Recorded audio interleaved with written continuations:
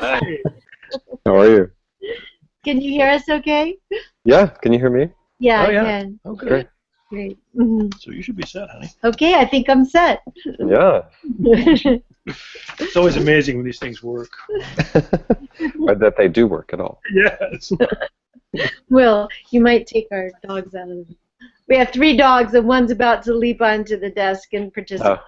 Oh, he's gonna steal the show. Yeah, he is. Um, okay, great. Well, thanks so much for your time today, Mary. Sure, thank you. Yeah. So we'll just talk for about 15 or 20 minutes, and we'll just take the best parts of it and run this right when the new book comes out in January. Great, thank you. Yeah, yeah. So I, there's a lot of things to ask you, but I guess the thing that I couldn't come across in my research about you was, you're revered as a kids writer now, but did you always want to be a kids writer? Well, the truth is, when I first started writing, which was about 20 books before Magic Treehouse, I didn't know what I was writing. I was writing a novel, and it turned out to be a young adult novel. And so that I sort of came in through the back door that way. A friend showed it to an agent, and he then helped me get it published, and it was sold to children's books as a YA.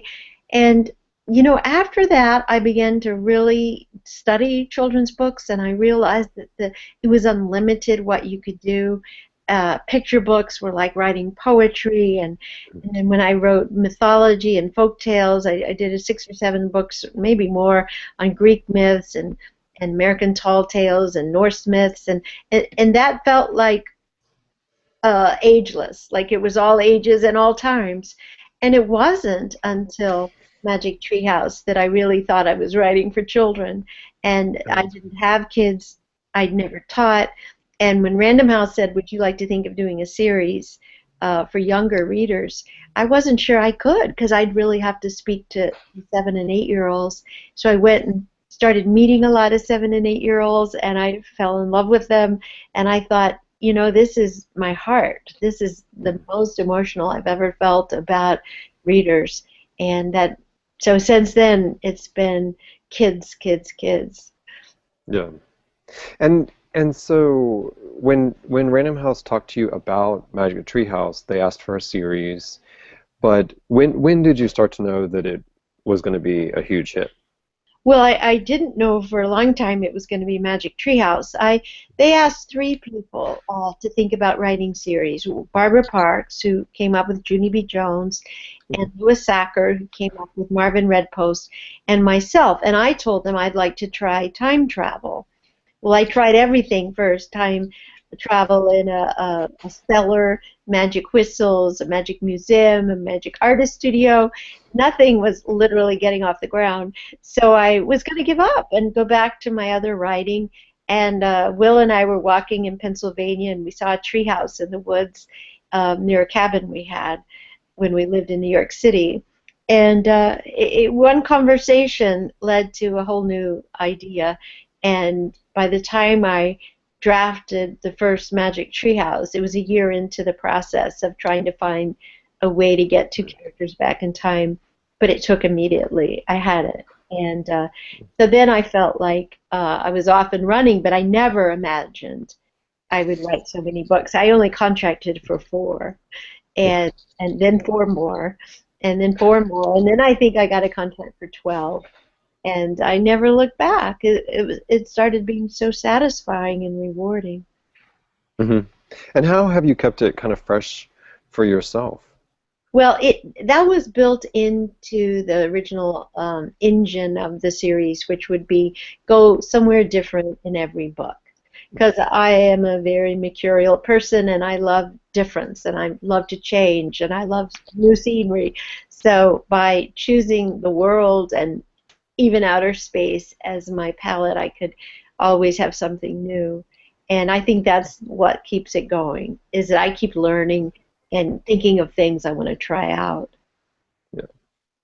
Um, and so with this new one, the January one tackles some pretty complex historical subject matter, D-Day and World War II. How do you do such a great job of getting kid readers to kind of trust you and go along with you? Any thoughts about how you do that? Well, you have to start with the ordinary. So you start with everyday life. You start in your home or the woods up near your house, and then you come to the treehouse. And by now, that's rather ordinary to my readership. And then you take them someplace and you land and you begin with details of ordinary living, of weather and the temperature and the light and smells, and that's the way I get into the adventure. So it's really step by step. So suddenly the reader is in so far that they don't know that they've even gotten where they were, or with this method. But it's how I track myself into the middle of World War II, say. And in this case, I took them to a place where they got into a small plane, and then they were able to land in Normandy by parachute. But even there, I keep it very small. I keep the details of when do you pull the string and how do you land. And as I'm taking them step by step through that, the reader identifies and never gets too far from the characters. I think that's the secret. That your average 8, 9, 10-year-old is right there, step by step. And suddenly, just like Jack and Annie, they don't know what to do next, but they're already in, and they have to keep going. Does that make sense? Yeah, yeah, no, that's perfect. And speaking of Jack and Annie, I read that the relationship between those two characters is somewhat based on your own childhood. Is that true? Well, I had two brothers that I'm best friends with, and one's a twin, and one's just a year and a half younger. So the three of us were inseparable, Michael and Bill and myself. And then our older sister, Natalie, she writes the nonfiction of the Magic Treehouse books. So she's always present also, and was often the engineer of our pretend games. And we did, as we were Army brats, we moved constantly, and we were each other's closest companions because we were always changing our lives. And I think it was those games and the trees we climbed and the forts we made that plays out today in my imagination with Magic Treehouse. Yeah.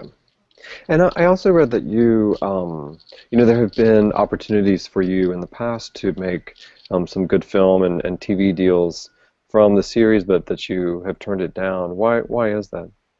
Well, for the longest time, I wanted to make sure that kids were reading, and that the reading wasn't being usurped by media, and I wanted kids to keep the world of Jack and Annie in their imaginations, so that they would complete the picture. They would be the characters. They would keep this inside themselves, and when they grew up, they think it really happened to them, which is not quite the way media works. And I think now I've become a little more open because I'm more interested now in developing Magic Treehouse outreach for educators and for readers who never really get many books in their hands. So if that ever turns out to be a vehicle to help our project of our Magic Treehouse reading adventure, then I would consider it, but I would have to feel that the parties helping us were on the same wavelength about our priorities for kids. Right.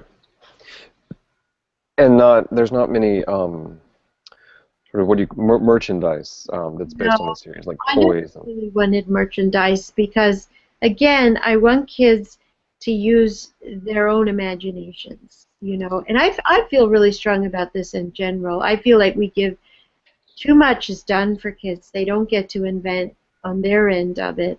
When we were growing up, a little wooden doll could open doors to a million realities. And now they'll give you the doll with a voice and a history and everything provided, so you don't get to do it yourself, which for me is the beginning of all serious creativity that feeds adult life. And when I'm writing books, I'm drawing on what I did when I was 6, 7, and 8 and invented other worlds. Yeah. And so in this new one, you tackle a big subject World War II.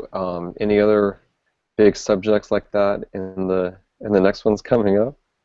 Well, it's hard to topple, World War II, or top it, I should say, because it's such a huge subject, and it was such an incredible writing experience doing all the research I did and narrowing in on one little story. But I could do 25 books on World War II. I think, though, I'll probably return to the Arthurian romances and perhaps do a much longer book related to King Arthur and that world, and maybe even enter the world of Greek myths someday, which I've done 5 books of Greek mythology. Well, actually, 11, if you count a 6-part series of the Odyssey that I did. I've done about 11 or 12 Greek myth books already, but not in the Magic Treehouse series. So that would be fun to revisit that. Yeah. Okay, great. Well, thanks so much for your time, and Pleasure. you did a great job on the new one, and Yeah. we will run this in January when Okay. it comes out. Thank you very much, Arden. Okay, have a good day. You too. Bye-bye. Bye-bye.